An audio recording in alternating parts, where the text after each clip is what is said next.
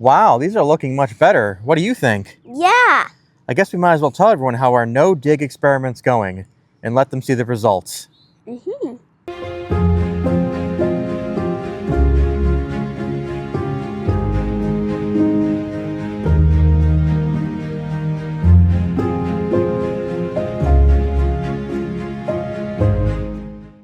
Oh wow, do you see the ladybugs? Yep.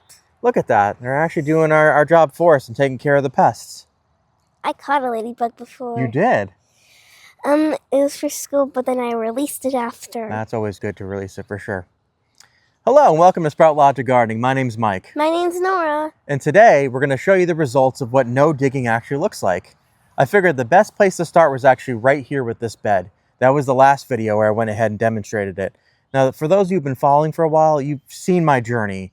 I had a bunch of seedlings fail, really been struggling in the garden here. And I decided to shift gears and try something new, so I rolled with no digging. What you'll notice right off the bat is these things actually have had explosive growth when starting this method here. I'm talking way more leaves. These are all new shoots coming up off of it. And in fact, this rose has multiple flowers starting to form. But I figured I wanted to share the results with you all and explain how this no-dig gardening is going. So I think we should probably do a little tour and take a look at the other beds. Wow, these look really good. Yeah, these are looking actually amazing. So this bed has been following the no-dig method the entire time, for the exception, of course, of I have some bulbs in here, like 2 lily bulbs and these 2 roses. What you're noticing, lots of new growth. Lots of new growth coming off of these. This was basically bare canes and roots, and look at it now. This guy was really low to the ground and looking super sad. Now it's growing rapidly. What we're basically seeing overall, and Nora, I want you to feel the soil. Tell me if you think it feels wet. It does. It does.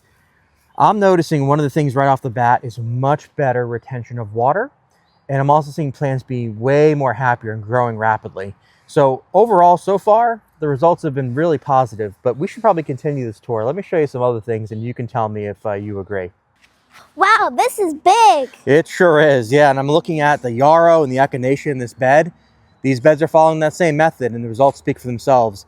That bed in particular where the lavender is has not been dug up at all for years. And look at it. I mean, this lavender is extremely vigorous. It's looking happy.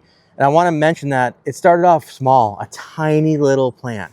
So just look at that growth and the results. I mean, it speaks for itself. Same with this echinacea and this yarrow. These actually were overwintered here. Didn't dig out the bed. They've come back and they'll be flowering probably, I would guess, the next couple months. So let's go look at a couple more beds. What do you think? Yes. What do you think, Nora? How are these looking? They look really pretty. They do, yeah. Especially this dianthus. I mean, this thing is just having explosive growth as well. So what we're really seeing here, folks, is like I also put in some sweet pea flowers in the back. These are very, very, very young. I actually started them over again inside. This is only about a week or 2 worth of growth. It's speaking for itself. These beds are all following that same method. We're not digging them up. So what we're seeing here is way more flowering, faster growth. And again, if we feel the soil, you tell me, Nora, that feels pretty wet. What do you think?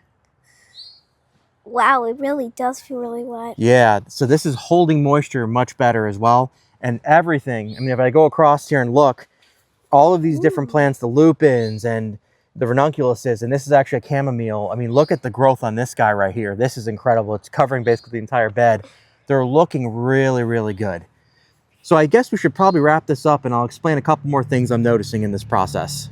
Look how beautiful this peach tree is. Look at all these little peaches. It's amazing, isn't it? Yeah. I mean, this tree had a rough time during the winter. It was hit with the frost, and because of the crazy weather we've been having, we had summer temperatures basically in January and February. The tree started flowering, got hit with frost, and lost most of it. So I think we're going to get a couple peaches, not too many. But Nora, you really love the flowers and stuff, right? Yeah. What else do you love in a garden? I love butterflies. Me too. Butterflies are some of my favorite visitors to the garden. This is another example of no dig. Of course, it's a tree. You wouldn't dig it up, right? But what I did is just simply put either additional mulch or additional compost on top to feed it. I'm not adding things or throwing things down into the soil. So this is another great example of no dig. But folks, I think the results speak for themselves. Look at the garden, the examples I've shown you. If you're not doing the no dig method, now's the time to start. I mean, for me, I'm not going to go back. I'm going to continue doing this because I think things are much happier, much healthier. I'm dealing with less pests, and I'm actually seeing more visitors like ladybugs to help me fight against pests. Don't know if that's related, but for some reason, I'm seeing more activity when it comes to that. Hope this video was helpful. Please don't forget to like and subscribe. Should they like and subscribe? Yes. Absolutely. And we'll see you on the next one. Take it easy.